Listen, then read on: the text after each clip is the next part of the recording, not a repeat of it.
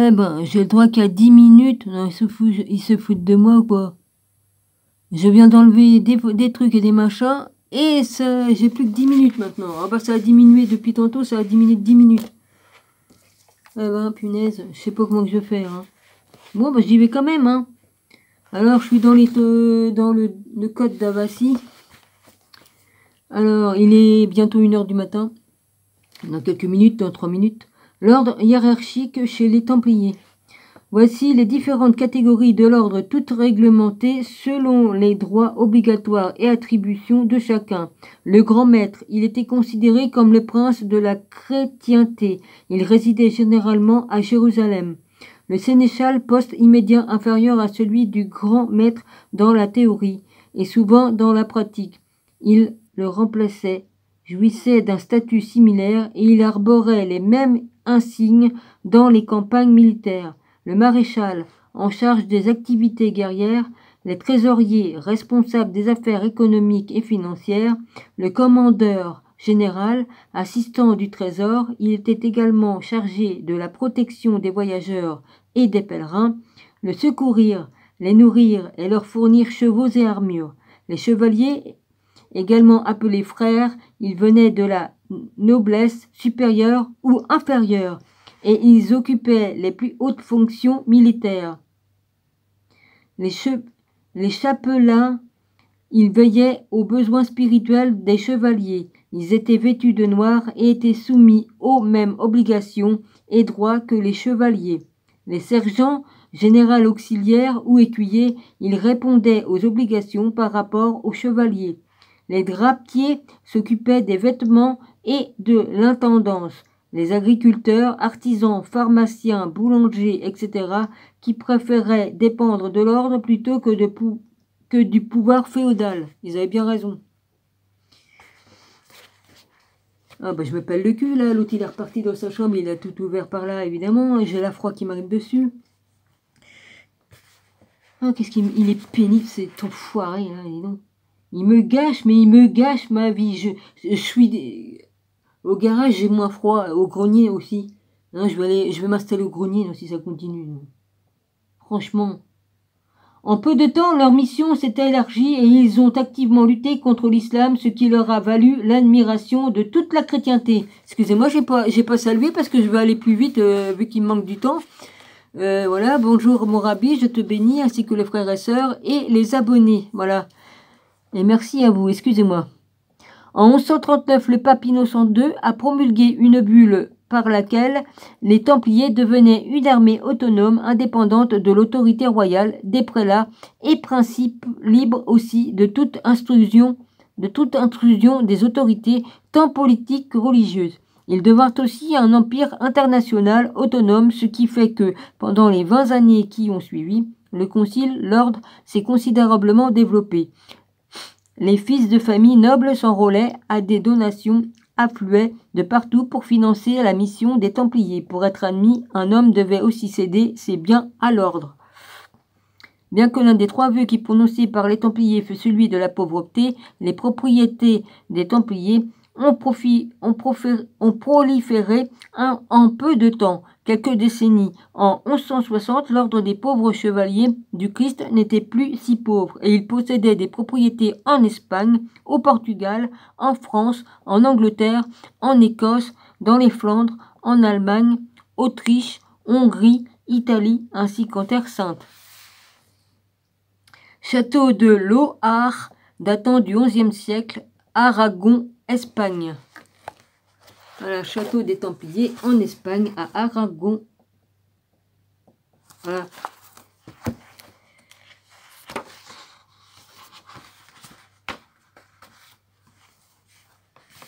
Il reste combien de temps?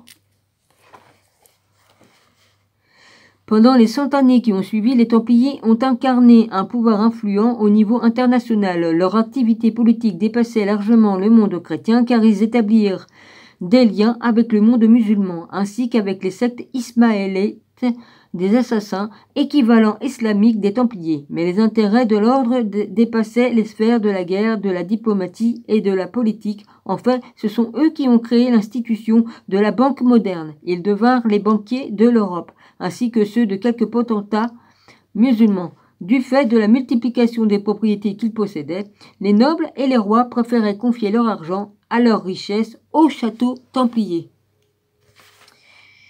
Leur influence dans d'autres domaines a été aussi importante et décisive. Ils contribuèrent au développement de l'arpentage, de la cartographie, de la navigation,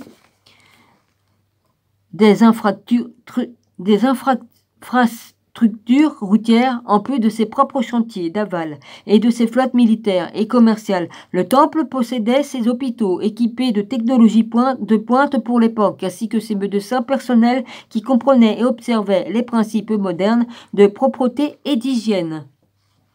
L'ordre devint plus riche et puissant au fur et à mesure qu'il se développait, et dans le même temps, comme c'est souvent le cas, il se fit parallèlement plus brutal, arrogant et corrompu. Les classes supérieures de la société enviaient les Templiers pour leur orgueil et leur indépendance face à la loi commune, tandis que les classes inférieures accusaient le poids des impôts prélevés par l'ordre. Dans le même temps, les forces chrétiennes étaient virtuellement anéanties en Terre Sainte et en 1291, celles-ci étaient presque entièrement sous le contrôle des musulmans. Bien que les Templiers n'aient pas cessé de lutter et qu'ils aient mis en pratique de nouvelles stratégies, la perte du territoire de la Terre Sainte avait supprimé leur raison d'être et ils tournèrent leur attention vers l'Europe, du fait de leurs contacts réguliers avec les cultures juives et islamiques.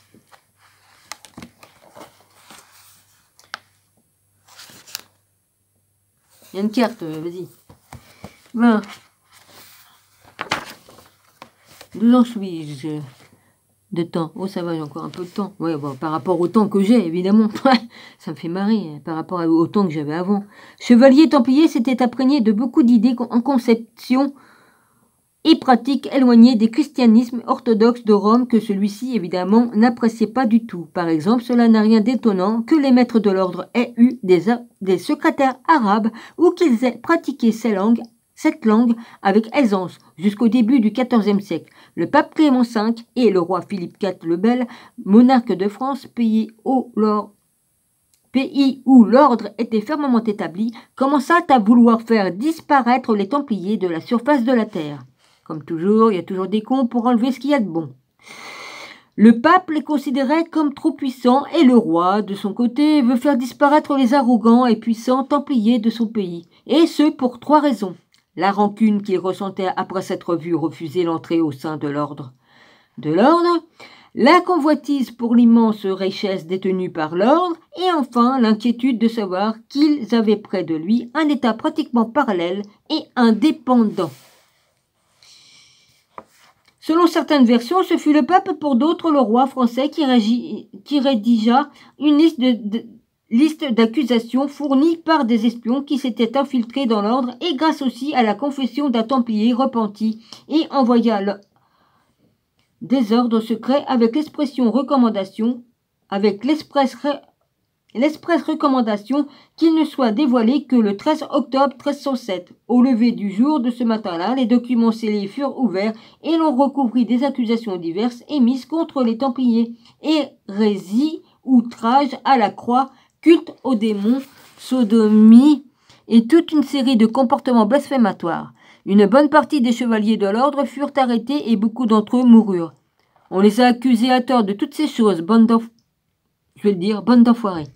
Bande d'enfoirés, qu'est-ce que vous avez fait aux Templiers? À mes Templiers. Ouais. Je dis mais parce que il faisait partie du truc de Jésus, hein.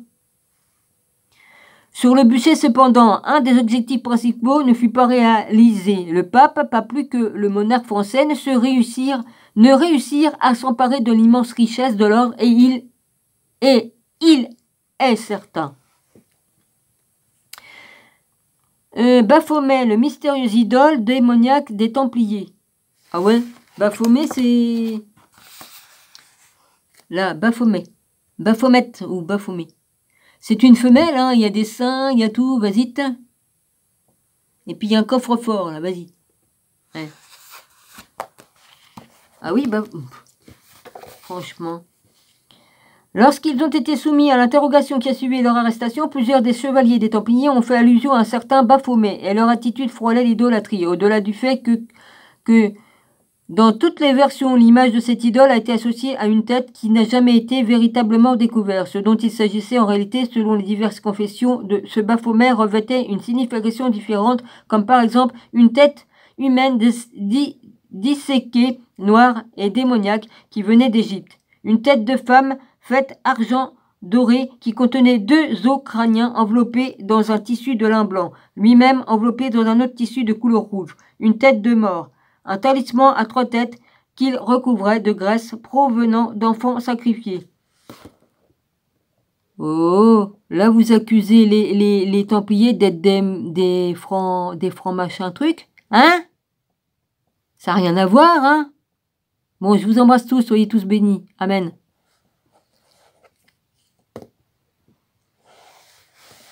Franchement.